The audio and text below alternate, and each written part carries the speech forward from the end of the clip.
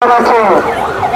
আমি 19 জুলাই 2024 মিলিত হয়ে রাজশাহীতে এবং সেখান থেকে আমাকে আওয়ামী লীগের অঙ্গ সহযোগী সংগঠন এবং পুলিশ সহকারে আমাকে গুলি করে 30 তারিখে সিচুয়েশনটা এমন ছিল সেই টাইমে আমি গুলিবিদ্ধ হয়ে তারপর আমাকে হাসপাতালে ভর্তি নিয়েছিল না এবং আমি 2 দিন গুলিবিদ্ধ অবস্থায় অন্যের বাসায় লুকিয়েছিলাম।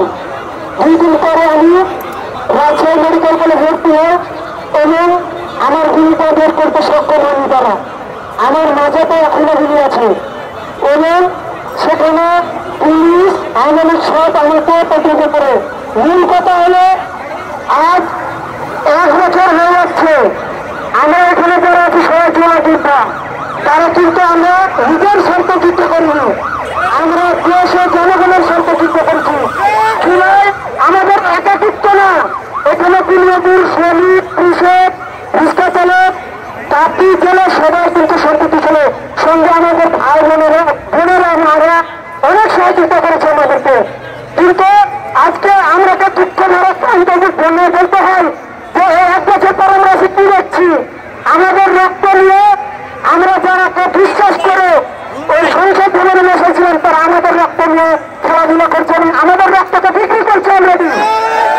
আমরা চাই না যে আমাদের রক্তকে বিকৃত করে তারা শিল্পপতি হোক, তারা কোটিপতি হোক।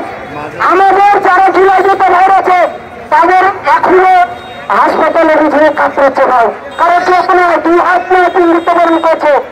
আমার নিজের ভাস্তা সালমান এখনো স্থানীয় কোটাগুলো আছে, সে বাঁচবে কি মরবে সেটা বলতে পারেনি। রাজশাহী থেকে পাসপোর্ট করে ওনাকে নিয়েছে পিজিতে অনেকে বাইরে ফোন করেছে ভাইগুলোকে বের করতে গেলে মারা যাবেন এরকম মৃত্যুবরণ করছে। সেই বিষয়ে আমাদের সমন্বয় করা কেউ খোঁজ নেয়নি এখন পর্যন্ত ভাইরা।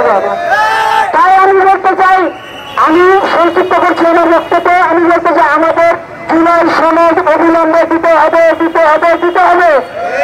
আমরা জুলাই সনদ না নেওয়া পর্যন্ত এই শাহাদাতকে